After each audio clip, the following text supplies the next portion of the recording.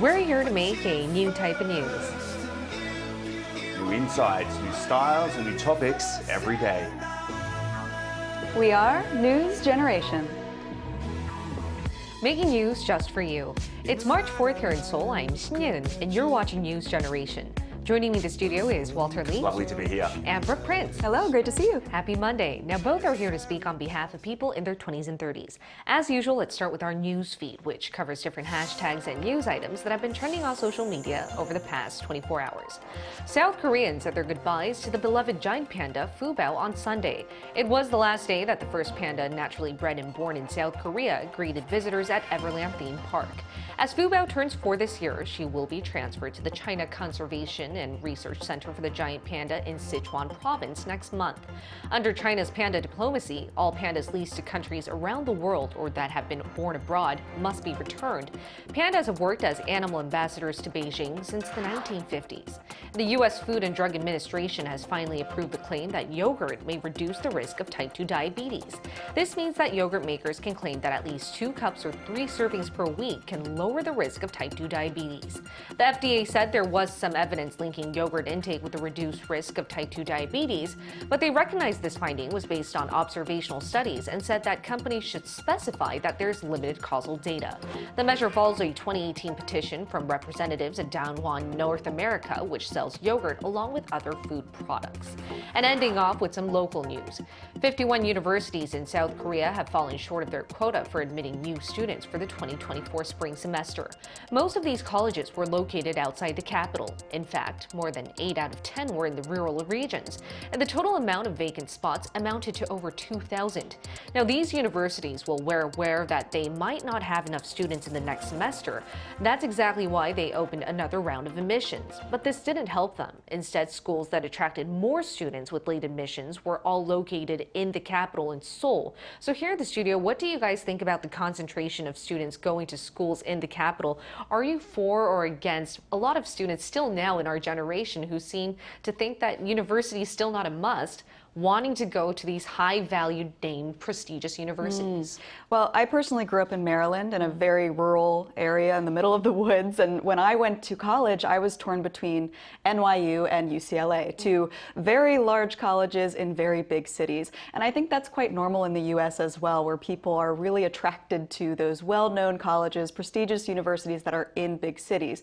But the problem then, like you said, is that rural universities have much lower enrollment. So in the US, the way they combat that is they'll highlight the benefits of going to a more rural university. So for example, in the brochures, you'll see pictures of their beautiful, sprawling campuses. They say, look at us, look how beautiful our campus is. Or maybe they'll emphasize the more personalized experience that you can get because it's a smaller class size. But it's not an easy problem to fix because people really, really want to go to those bigger universities. So I'm looking forward to seeing how Korea deals with this problem. Exactly. Like in the States, here in Korea as well, we have this concept of prestigious universities are all located in the capital. Though nowadays we are seeing like science schools like KAIST located in rural areas, that is going in the right direction. Still, there is this common knowledge or this stereotype that the smarter you are, the more higher chance you'd be having of landing a university here in Seoul. But I do think that needs to change, especially with the population being concentrated so much in the metropolitan area, right? Right, that's correct, yes. And I know this is actually something that hasn't been a problem in Australia. I know that even prestigious schools have universities in rural areas, so therefore it doesn't lose name value. What it just means is that you have to go to a university in the beautiful area countryside of Australia, which is very appealing. But they also have a lot of policies and benefits for students who are, able to go to the rural areas, and it also benefits people who are studying in Australia. So there are better opportunities for migration if you go to a rural university. Now, even though in Korea it seems that a smaller group size is not a preferred thing, actually in Australia they actually prefer a smaller school or a smaller class. Therefore, the teacher will be able to concentrate on them more. Also affordable housing and more scholarships are also offered during this period of going to rural areas. So basically more incentives, and I think the biggest merit there is living costs. If you go to the rural areas, once you know that it's much more affordable, That's maybe that would really lure into that. But then again, I think one of the biggest perks of Seoul is that we have amazing public transport, and that's exactly what we're going to be talking about today. We're going to be talking about how Seoul has one of the most amazing public transport, so accessible to different entertainment facilities, also just nearby places where you can go hang out with your friends. And speaking of, do you guys use a lot of public transport just for today as well? How did you get to work? Well, usually when I come to Arirang for work, I use a combination of the subway and the bus because I'm very savvy now with public transportation. But it was actually a totally foreign concept to me when I was living in the States because before I moved to Korea, I'd actually never used any form of public transport before. I'd always just traveled by car. So needless to say, when I moved to a foreign country without a vehicle, I was very nervous about how I was going to get around, especially because I can get lost in my own house. So I was very, very scared about it. But actually, I found that I quickly adapted to it. And I think it's because it's very accessible and foreigner friendly. So even before I knew Korean, I could use the subway apps because they were in English. Right. I could read the signs because they were in English. And not just English, but they offer other languages as well. So it's a great system to use. It's also very cheap. The price is very reasonable. So although I miss, belting out my favorite songs in the car, I really enjoy the public transportation system here. And I remember, Brooke, you came out last year on one of our episodes on News Generation when we took you guys around the capital. And That's right. one of our episodes on the Visit Seoul series was there's so many different travel destinations you can go through just by using public transport because it's all very nearby these stations. Yep, it's amazing. What about you, Walter? For me, I drove to work today. As a freelancer, it's more convenient for me to actually drive around than being in public transport. I would much rather be stuck in traffic than crammed up in the subway. Like Brooke said, I do like to belt out my tunes, Yes. and it's a great place to do it. You can't do it on the subway. But I also live on one of the worst subway lines as well, so I don't prefer to take that just due to the inconvenience of that line, which I won't mention. But before my car, I used to take public transport all the time, and it's like Brooke said, it's so convenient, it's so easy to take, it goes basically everywhere. There's not a place in Seoul where public transport isn't accessible, I think. And you mentioned a great point there. I must admit, there are those busier lines, especially during commute times. And that's just basically because a lot of people use it or there's a lot of companies or housing nearby. But officials here have been encouraging more people to ride public transport in an effort to slow down climate change by reducing air pollution, which is caused by cars. And that's why they've come up with something called a climate card. So Walter, why don't you tell us about their latest policy? Sure thing. So let's actually take a look at the screen and I will show you a bit more about what this climate card is. Now, the climate card is currently on a trial system from the start of this year until June 30th of this year. Basically, what it does is provide unlimited use of public transportation, including subways and buses. Now, this is charged as a one-time per month fare of 62,000 Korean won for the bus and subway. And if you pay a little more extra, you will get extra services. Now, that's including bikes. So you can pay up to you can pay up to 55,000 Korean won. That's around $41 US. Now, this card was put in place to improve the systems and services of the Seoul and Gyeonggi Province public transportation. Now, this is according to the mayor of Seoul, Oh Se-hoon. And Brooke, I hear that this card has recently been expanded to include public bikes as well. And though it's a trial run, it may be implemented nationwide given that a lot of youngsters are using it, right? That's right. So like Walter mentioned, you can use this card for an extra fee, and you will be able to then use the official bike rental service, which is called Dareungi. I've never used this before, but I have walked down the street and I have seen the rental bikes. And so anyone can just use the app and rent one. So now it's possible to get to work not just by bus or subway, but if you want to, if you like to exercise, if you want to enjoy the nice warm spring weather that's coming up, you can also take the bike. That probably won't be my choice, but for anyone who has a short commute, who enjoys a little bike ride, that will be great for you. For me personally, I've been really looking forward to this climate card. I really wanted to try it, and I still do. Unfortunately, I haven't been able to get my hands on it yet. It's so popular that I've gone to many different convenience stores and I haven't been able to pick pick one up. But hopefully all of you will be able to try it out because it is a very good bang for your buck. It is very, very affordable. It really is. And as you mentioned, Brooke, there's so many millennials and Gen Z like yourselves who wanted to try this climate card out. And ever since this policy, though it was a trial run, was implemented, more than half of the users were found to be in this age group. But it's not just this card. There are many other policies the government is actually trying to implement to bring down air pollution and actually encourage more people to use public transport, because once again, saving the environment is the most urgent task, not only for our generation, for the upcoming generations down forth. Definitely. So, Walter, why don't you first walk us through on the many different public transport boosting policies that officials in Korea have been trying to implement? Well, there's one that's really relatable to me because I do live in the Gyeonggi area, and that would be that the government is introducing the GTXA from March 30th, so just in a couple of weeks' time, for residents in the greater Seoul areas, such as example, Gyeonggi-do, and they were going to expand it to other places as well. Now, this is great for people like me living in those greater Seoul areas. For example, I don't live in Dongtan, but Dongtan is in the Gyeonggi-do area. And if you're wanting to go to Seoul, usually that will take at least an hour by public transport. Now, it doesn't seem like a lot of time, but when you consider what it will cut you down to, which is 20 minutes, that's a huge cut in time. It's great for people who are living in that area, and that means more time at home to spend with your loved ones or do whatever you want to do.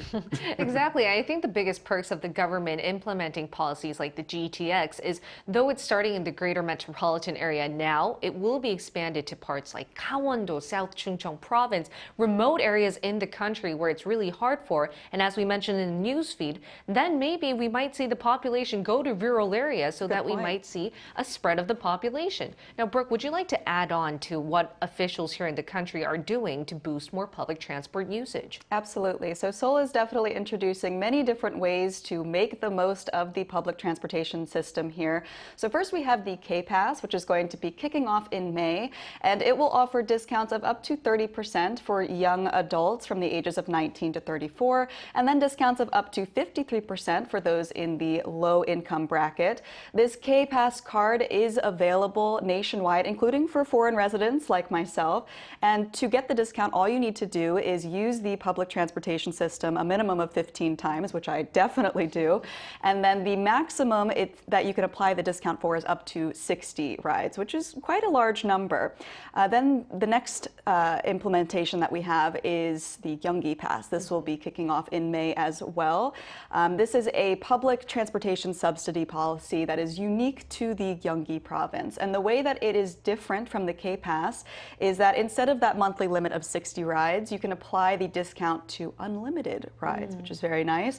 They will also expand the age range of those young adults that can apply for the 30% discount from 19 to 34 to 19 to 39. So many more people will be able to enjoy the Gyeonggi Pass. So I see that the government is really trying to boost public transport usage. And I think the main vision here is to make sure that we have a greener environment. We're going to see less air pollution.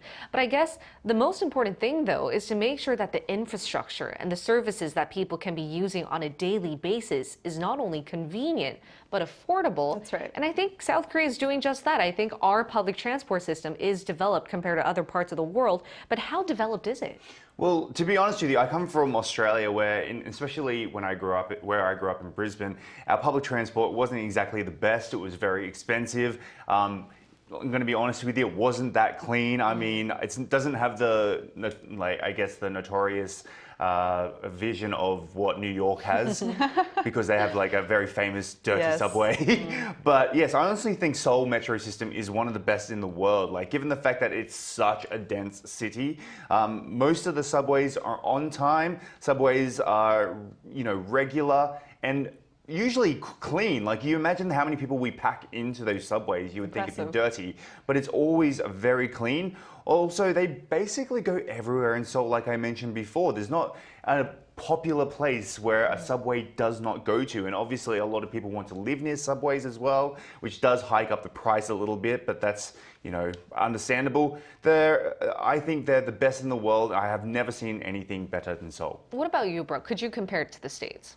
You know, every time I talk to my family about the fact that I haven't driven a car in almost 8 years, they're flabbergasted. They can't imagine it. But the truth is, I'm never tempted to buy a car, and I think that's a testament to how amazing the public transportation system here is. It is clean, fast, safe. There's free Wi-Fi. There are free restrooms that are available in all of the subway stations, along with a variety of stores in case you want to pick something up along your journey.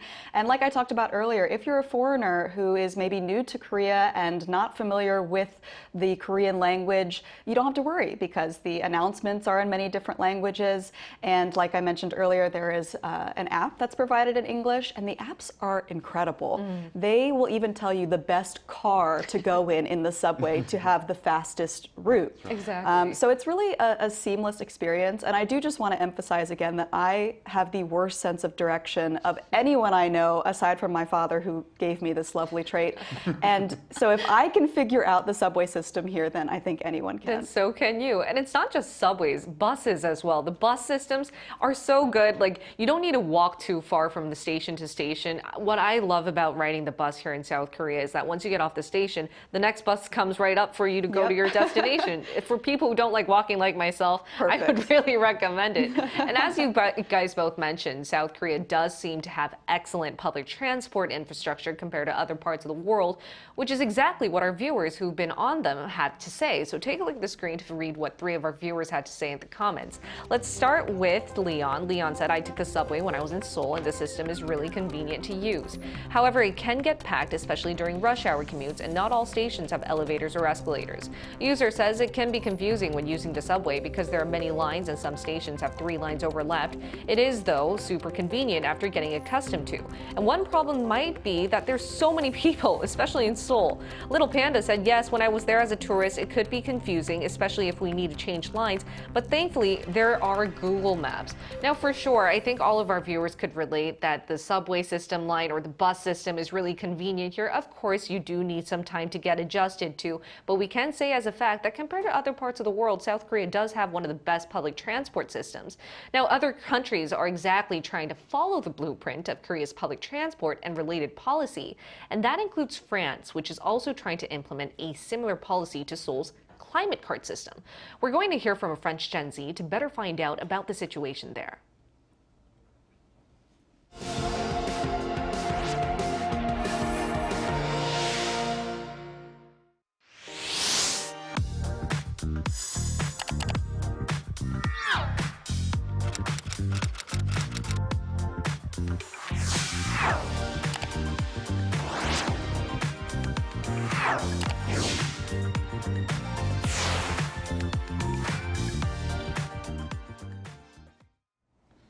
Just like South Korea, France last year unveiled plans for its Green Leap Forward. It planned to introduce a single transport system that can be used on all buses or trains across the country. And to compare Paris's way of combating climate change by discouraging individuals from driving, we're going to include a French Gen Z in our talks who can tell us what she thinks about the efforts made so far. It's Marie Clements-Hordicott. Welcome, Marie. Hello. All right, Marie, so can you tell us from when and how exactly did the government in France try to encourage more people to use public transport? Actually, the French government announced in 2020 a plan to develop the public transportation in relation to climate change and the economic crisis. This plan includes a 1.7 billion euro budget for the public transportation and the development of bicycle networks, and also almost 5 billion euros only for the rail network. It's incredible. We are waiting for it still, but we have a lot of hopes. And plans already existing, including travel passes for buses, trains, subways, tramways, and even bicycle facilities. They can be daily, weekly, monthly, yearly, I think, like in Korea. And they change depending on the city. The most famous one is Paris one, the Pass Navigo, with which you can take all modes of transportation within the Île-de-France region, which is the region of Paris. But the pass, it's 80 euros per month, which is approximately 115,000 won a month. So it's really expensive, and people have a really bad opinion about it because it's really expensive and it has bad services. In addition, the French government showed its willingness to create a 49 euros per month climate ticket, as you said, for free trains all around France. Well, do you think their efforts are being proven to be effective? I think because there are more and more uses of public transportation, because the French people are increasingly aware of climate change and they want to help on their own scales. And of course, it's more convenient than taking the car. However, the French government is increasing the price of the travel passes, and people have no choice but to take them because even with discounts, transportation is still expensive. But we can note the boost in bike uses and especially electric scooters uses, which represent more than 2 million people here in France. Hi, Marie. Thank you so much for being with us. I have one more question for you. Are there any special advantages or benefits given to millennials and Gen Z that are using public transport in France at the moment? Yeah, there are actually a lot of advantage cards for young people and students between 12 and 30 years old, such as the SNCF1, which is the rail network here in France, where you have to buy a card for 49 euro for the whole year. And then you have discounts later on each train ticket you want to buy. But this is only an example. Most, I will say, public transportation have their own travel cards and discounts, including buses, subways, and tramways. But prices are set by each city, and the card is unique to each city. I see. So compared to Korea, I do think France needs a little bit more work when it comes to making it a bit more affordable and convenient based on changing locations. And hopefully we'll see that soon. Thank you so much, Marie.